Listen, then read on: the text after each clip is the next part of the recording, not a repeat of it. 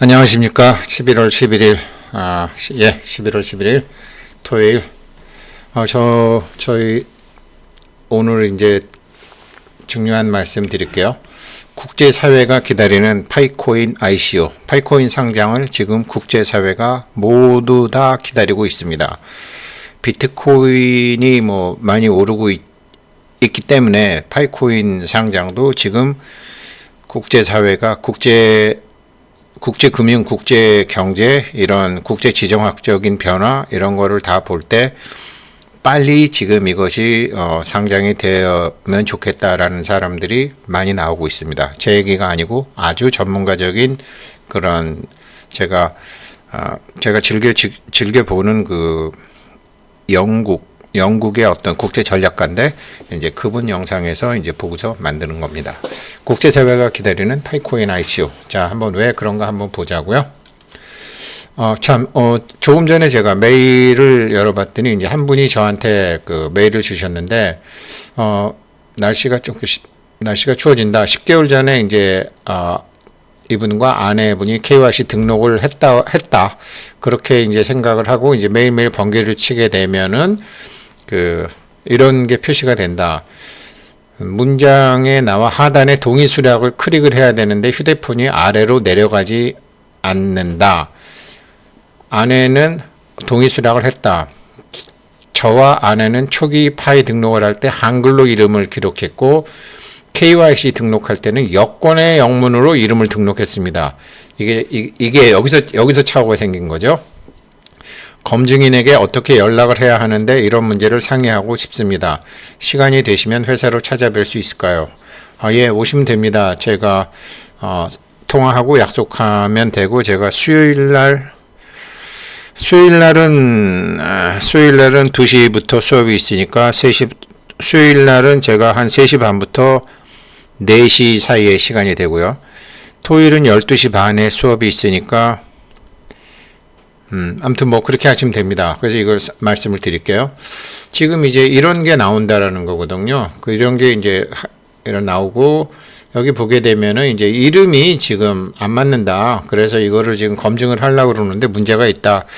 이런 경우는 제가 알기로는 두 가지 경우가 있어요. 아까 우리 이분처럼 한글로 이름을 기록했고 KYC는 여권의 영문으로 했으니까 이게 전 세계 사람들이 다 아는 건데 모르잖아요. 한글 모르는 사람이 있으니까 이게 맞나? 이렇게 해서 그냥 동의를 해주면 되는 거죠. 동의를 해야 되는데 이분은 동의 수락이 밑으로 안 내려간다. 핸드폰 제가 보면 알 것 같고, 그리고 또 똑같이 영어로 하셨는데 잘못한 제 친구를 보니까 가령 승택우 그러면은 저는 영어로 했는데 승하고 택하고 우하고 보통 우리는 띄어 쓰잖아요. 그런데 한 군데는 승택 SEUNGTAIK를 붙여 쓰고, 또 한 군데는 SEUNG 쓰고 TAIK 쓰고 우 띄어 쓰고, 띄어 쓰기 잘못했을 때도 이런 게 나오는 경우가 있어요.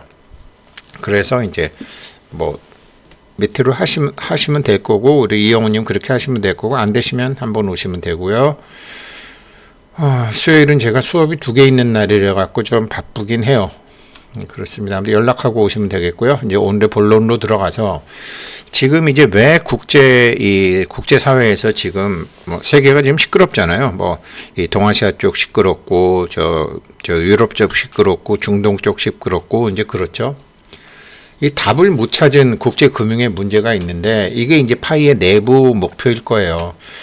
첫째, 지금 자꾸 이런 경제 위기, 외환 위기, 어쩌고 저쩌고 이런 말들이 있는데, 이게 해결이 되려면 신흥 경제국에서 상당한 변화를 해야 된다. 이 신흥 경제국 중에서 제일 변화 안 하고 있어서 문제가 되는 게 사실은 중국이에요.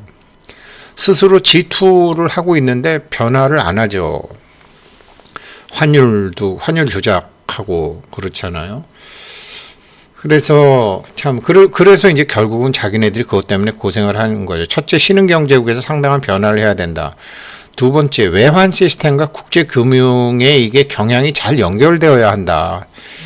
지금 이제 한국은 우크라이나하고 전쟁 이후에도 이렇게 외환 큰 그게 없잖아요. 외환 그게 큰 변동이 없는데 왜 그러냐면 환율에서 다 자율 조정을 하거든요. 근데 중국은 환율이 자율 조정을 못 하고 있죠. 그래갖고 위안화를 약세를 하다가 더 이상 약세를 할 수 없는 상황에 몰리니까 지금 아무것도 못 하고 있는 상황이고, 뭐 중국 같은 그런 세계적인 강국이 그러니 그 밑에 나라는 뭐 더 할 필요도 없는 거죠. 그러니까 이게 어떻게 세계 금융위기가 안 오게 하려 그래도 미국만의 잘못이 아니더라. 보니까 이게 세계 경제가 뭐가 맞아야 되더라. 지금 이걸 이제 그 영국 방송에서 얘기하고 있고요. 그러니까 복수통화 시대에는 복수통화 체제에 맞는 금융 질서가 필요한데 이게 서로 간에 뭐가 맞아야 되는데 말만 달러 패킹이지 전부 왜곡을 하고 있더라. 근데 한국은 그러니까 미국하고 해서 국제 수지 무역 흑자를 많이 보고 있는 나라. 한국이 막 200억 불, 300억 불 그렇게 흑자를 보니까요, 1년에. 그렇게 보니까 이제 한국을 요것들이 환율 조작하는 거 아니야? 그래서 봤는데 한국은 6년 동안 봤는데 환율 조작을 안 하거든요. 얘네는 변동 환율로 자기네 이 복수통화 체제에 맞는 그런 시스템을 환율을 제대로 하고 있구나. 그래서 한국은 이제 뺐죠.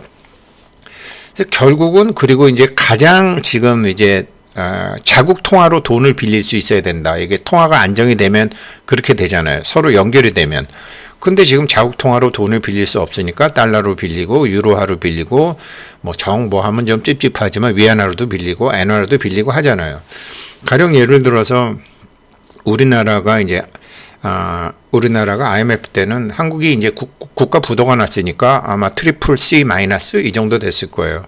그렇지만 한국은 트리플 C 마이너스였지만 아마 한국의 한전하고 한국의 산업은행하고는 트리플 B 플러스였나 A였나 이제 그렇게 됐거든요. 왜 그러냐면 한국이란 나라는 부도가 났지만 한국이란 나라가 부도가 나도 그 산업은행하고 그 한전은 튼튼했잖아요. 만약 그게 부도가 나게 되면 뭐 국민들이 전기고 뭐 공장이고 다 서버리니까 이제 그런 경우처럼 이제 스리랑카도 부도가 났는데 보니까 스리랑카 그 피치에서 보니까 스리랑카 국가 신용은 트리플 C 마이너스, CCC 마이너스더라고요. 근데 그 나라 한전의 신용은 BB 플러스, 더블 B 플러스. 더블 B 플러스 같으면 국제 금융에 일으키는데 아무런 문제가 없거든요. 그러니까 신용이 어느 나라든지 이렇게 최소한 B 이상은 돼 있어야 돼. 자국 통화로 돈을 빌릴 수 있다라는 거죠.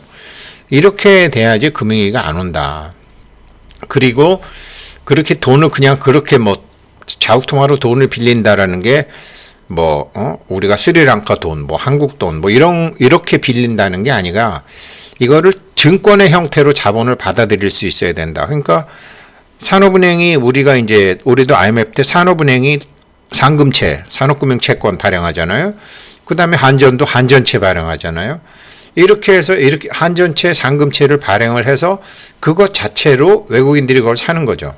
이자를 달러로 주느냐, 원화로 주느냐, 이런 차이는 있지만, 자국 통화로 돈을 빌릴 수 있는데 돈을 빌리는 형태는 증권의 형태라는 거죠. 이게 시큐리타이제이션이죠. 그런데 이것이 토큰나이제이션으로 지금 바뀐다라는 거죠. 이게 4번, 5번이 제일 중요한 거거든요. 토큰 경제학, 토큰노믹스 하지만 토큰나이제이션, 이런 토큰의 형태로 자본을 빌릴 수 있어야 된다라는 거죠. 이렇게 되면 이제 국가는 괜찮고, 그렇게 돼서 한 걸음 더 나가서 더 금융위기가 없으려면 어마무시하게 풀린 돈에 인플레이션을 흡수하려면 전 세계 개개인들이 P2P 개개인들이 환 위험을 피할 수 있어야 된다라는 거죠. 이렇게 되면 미국이 돈을 많이 찍어낸 것도 지금 세계 경제를 안정화시키고 돌아갈 수 하게 있다라는 거죠. 그렇게 전 세계가 개방된 금융 시스템을 수용할 준비가 되면 자연적으로 다 이루어질 것이다. 단지 시간이 필요한 것이다. 지금. 그런데 이게 이제 그 정상적인 나라 중에 한국 같은 나라가 제일 먼저 이제 됐고, 중국도 이게 굉장히 빨리 될 줄 알았지만 국가 체제가 더 중요하기 때문에 끄트머리 가서 지금 엉망진창이 돼버린 거고요. 이렇게 한국처럼만 이렇게 된다 그러면은 미국에서 돈을 암만 많이 풀건, 일본에서 암만 많이 풀건, 유럽에서 많이 풀건, 풀린 돈들이 인플레 두려움 없이 이 국제 수지의 공동의 외환 보유고가 되는 거죠. 이렇게 되면은 각국은 자국의 통화 불일치를 해결할 수 있게 된다. 이게 지금 전 세계 국제 금융가들이 바라는 세상이거든요. 이거를 아무도 못했어요. 아무도 못했는데 파이가 이거를 하고 있는 거예요. 할 수 있는 거고, 이 방향을 통해서 파이 네트워크의 최종 목표는 지금 제가 말씀드린 이거예요. 그래서 파이는 앞으로 어떤 코인보다도 가치 있는 코인이 돼요. 그래서 지금 이런 세상이 왔잖아요. 완전히 이제 이 4차 산업 블록체인 세상이 와서 뭐 채굴도 하고 ICO도 하고 네트워크도 만들고 거래도 하고 뭐 서로 간에 이제 지갑도 만들고 트러스트도 만들고 다 하는데 이거를 비트코인이 할 수 있을 것이라고 생각을 했죠. 그러나 비트코인은 자체적 강점과 자체적 약점을 동시에 갖고 있어서 이거를 못하는 거죠. 상품으로 국제 시큐리타이제이션, 토큰나이제이션으로 성공을 했어야 되는데 하나의 프로덕트로. 그래서 제가 이거는 이중 통화 구조의 한 축이 아니라 명품이 돼버렸다. 명품이 돼버렸다. 가격은 뭐 올라갈 수 있다. 그러나 일은 못한다. 이런 문제가 지금 이제 암호화폐 공부하는 사람들한테 포착이 된 거죠. 국제 지정학적으로 보면 처음에 비트코인 나왔을 때 2020년도만 해도 나이지리아에서는 32%, 베트남에서도 이렇게 암호화폐가 많이 쓰였네요. 사우스 아프리카, 터키, 페루, 스페인, 차이나, 미국, 독일, 일본 이런 거고 보통 이제 자국 통화가 좀 이상한 나라들이 환율 변동이 굉장히 심한 나라들이 이렇게 2020년도에는 이렇게 많이 했죠. 이런 게 다 국제 지정학이거든요. 그런데 2021년 되니까 한국이 아주 급부상했고 인디아가 급부상했죠. 돈 냄새를 먼저 맡은 거죠. 많은 사람들이. 브라질도, 스페인, 그다음에 미국 이런 데가 이제 다 지금 10%를 넘어서 진입하고 멕시코도 10% 넘어서 진입하고 중국은 이제 나라에서 억제를 하니까 10% 밑으로 다시 떨어져 왔고 이거는 이제 증권시장처럼 이제 거래 쪽으로 해서 이제 좀 눈치 빠른 사람들이 빨랑 붙은 거죠. 그러나 이 눈치 빠른 사람들이 이제 2021년도에 다 물린 거죠. 인디아도, 한국도, 브라질도, 스페인도 다 덜커덩 물려버린 거죠. 상투 잡은 거죠. 근데 이게 이제 2013년 그 비트코인이 나온 이후로 이제 미국에 돈 풀린 거거든요. 이렇게 돈이 쭉 이렇게 돈이 풀리고 있다가 2018년도에도 이렇게 풀리고 있다가 이게 코로나가 터지면서 대량 풀린 거. 이 대량 풀린 이거를 인플레이션을 흡수를 해야 되는데 세계 경제가 지금 이걸 흡수를 못 하는데 이게 지금은 예전에는 이런 게 주식값으로 오르고 부동산 값으로 올랐는데 지금은 그게 불안하니까 비트코인으로 가는 거예요. 그래서 비트코인이 요즘 최근 오르는 거예요. 원래는 이게 풀린 돈이 그래서 비트코인 ETF도 해주는 거예요. 이렇게 해서라도 통화가 중앙은행과 시중은행 사이에 탁구처럼 돌고 돌던 유동성 함정에 빠져있던 돈들이 시중으로 흩어져야 되거든요. 그래서 할 수 없이 ETF 이거를 해주는 거라고요.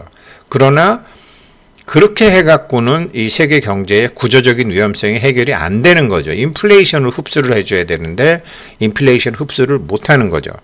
인플레이션 흡수를 비트코인이 못하는 게 아니라 각국 정부가 아직 그게 안 돼 있고 비트코인이 그렇게 전 세계에 골고루 P2P로 퍼지지도 못했다라는 문제가 있는 거죠. 퍼질 수도 없고 오히려 뭐 북한이 많이 갖고 있고 뭐 중국이 많이 갖고 있고 뭐 이상한 애들이 많이 갖고 있잖아요. 멕시코 애들도 많이 갖고 있고 그런 문제가 있는 거죠.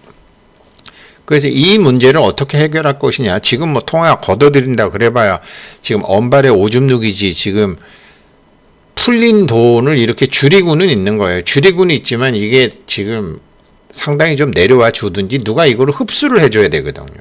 이거 너무 오래 누르고 있으면 세계 경제가 뭐 작살이 나니까 지금 빨리 누군가가 흡수를 해줘야 된다고요. 근데 그 누군가는 이걸 흡수할 수 있는 능력과 플랜과 프로젝트와 시스템과 사람과 돈이 다 있는 그 무엇이래야 돼요. 그 무엇은 파이네트워크예요. 현재로서는.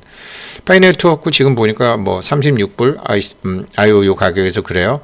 뭐 비트코인 뭐 37,000달러 일전에 말씀드린 대로 여전히 그냥 1000분의 1 비율로 그렇게 잘 가고 있어요. 이 국제 지정학적 변화라는 게 이제 어떤 거냐면 가령 예를 들면 뭐 이렇게 원래 지금 이스라엘이 이렇게 땅을 많이 갖고 있지 않았었잖아요. 그리고 팔레스타인 사람들이 살고 있었지만 이 땅은 원래 이집트 땅이었고 리비아 땅이었고 요르단 땅이었죠. 그랬는데 이제 이 사람들이 전쟁을 일으키면서 전쟁을 할 때마다 땅을 빼앗겼죠. 그래서 이스라엘이 이렇게 넓은 땅을 갖게 됐죠. 원래는 이 시나이 반도 이것도 다 먹었었죠. 다 먹었는데 이집트한테 이제 돌려주고 지금 요만큼 하는데 지금 문제는 여기다가 네옴시티를 만들겠다라는 거거든요. 사우디가 여기다가 네옴시티를 만들겠다라는 건데 바로 이스라엘하고 붙어 있잖아요. 여기다가 네옴시티를 만들겠다. 지금 이렇게 되면서 지금 아랍 세계가 지금 긴장을 하는 거죠. 이게 변화하는 거죠. 지금 이스라엘은 원래는 그냥 요 지금 전체 땅에 아주 48년도에 독립했으니까 팔레스타인이라는 나라가 없었었어요. 팔레스타인족이 살았었죠. 아랍계 족이. 땅 주인은 이집트하고 뭐 원래는 오스만 터키가 갖고 있다가 이제 그렇게 독립하게 되면서 이렇게 된 거죠. 그래서 이렇게 됐는데 지금 여기가 뭐냐면 요 이집트랑 이렇게 붙어 있잖아요. 여기 섬이 지금 사우디가 여기다가 다리를 놓게 되면 이집트가 요 섬 두 개를 사우디 준다 그랬어요. 왜 그러냐면 여기에 다리를 놓게 되면 옛날에는 이 아랍하고 이집트랑 왔다 갔다 하려면 이게 어떻게 뭐 삥 돌아갔어야 되는데 다리만 놓으면 그냥 자동차 타고 여기까지 갈 수 있게 되는 거거든요.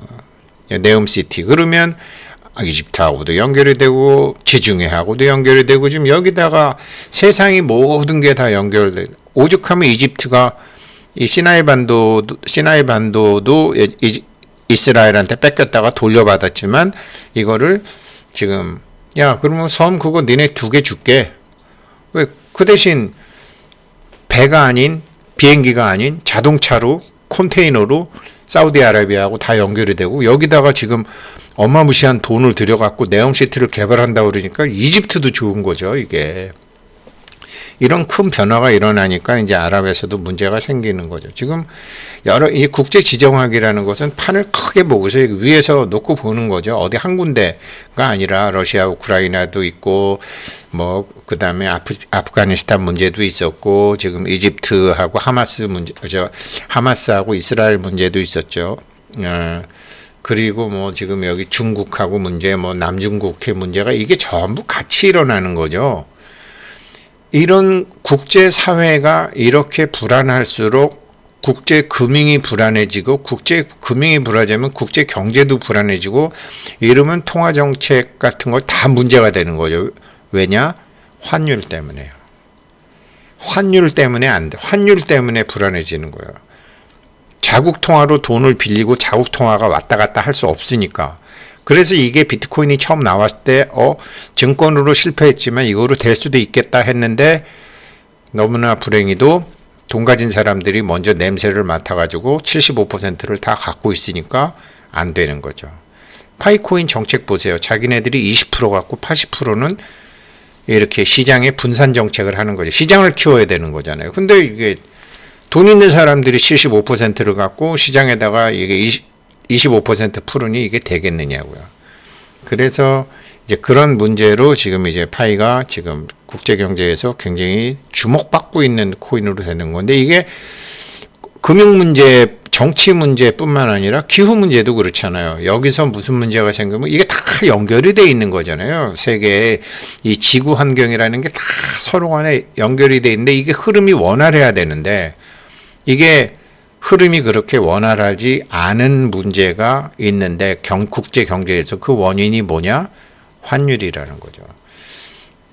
그래서 이렇게 뭐 지난번에 이제 서브프라임 모기지 사건으로 이렇게 되니까 막 전 세계로 석유 수요가 감소가 되고 서유럽과 동유럽은 이제 아시아에 들어갔던 돈하고 석유 살 돈이 없어지고 아시아 수출이 줄어들고 아시아 자금 회수하고 중남미 수출 다 이게 전부 이렇게 금융위기 한번 터지고 나니까 전 세계가 다 어긋나고 이렇게 되면 미국은 또 미국대로 또 문제가 생기거든요.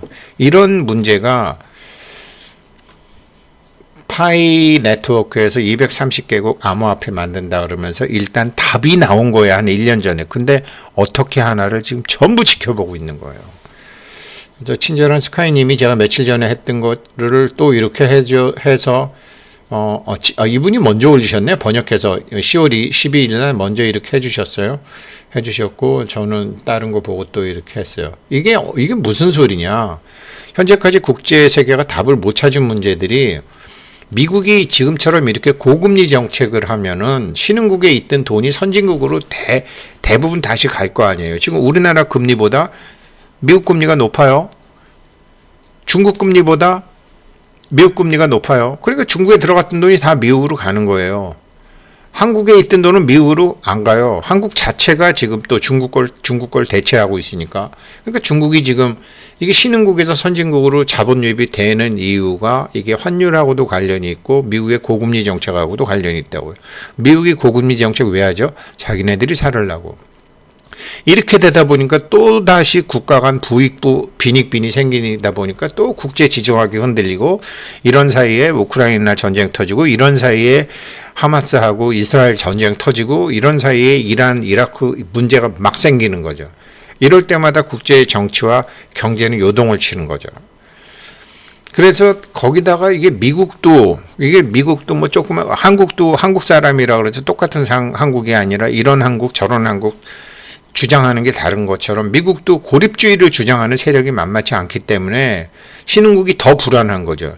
야, 얘네들이 이렇게 막 또 돈이 몰리면 또 금리를 이자를 확 낮추면은 신흥국에다가 지금 다른 나라보다 미국 금리가 높으니까 미국으로 확 갔는데 미국이 또 금리 낮추면 그 돈 또 다시 또 빼와야 되잖아요. 이게 지금 전 세계가 이러면서 출렁출렁 하는 거죠. 그래서 결국은 어떻게 하면 전 세계 국제 수지의 평형을 이룰 수 있을까? 어떻게 하면 국제 수지의 평형을 이룰 수 환율이 점점 더 중요해지는 거죠. 환율이. 그런데 이 환율은 국가의 정책이라든가 뭐 여러 가지 제도라든가 뭐 이런 문제들이 있으니까 바닥에서부터 인플레이션도 흡수하고 바닥에서부터 하는 답이 나오는 거죠. 결국은 각국이 자국 통화와 국제 주요 통화의 흐름에 왜곡이 생기지 않게 하는데 이게 각국 정치인들과 각국 돈 있는 사람들은 계산 방법이 다르니까 이 밑바닥 P2P 사람들에서 흐름에 왜곡이 생기지 않으면 위에 정치인들이 아래로부터의 화폐 혁명이 가능해지고 그것으로 인해서 인플레이션도 흡수가 되고 세계 경제가 안정이 된다라는 쪽으로 가닥이 잡히는 거예요. 이거 하고 있는 데가 파이코인이라는 거예요.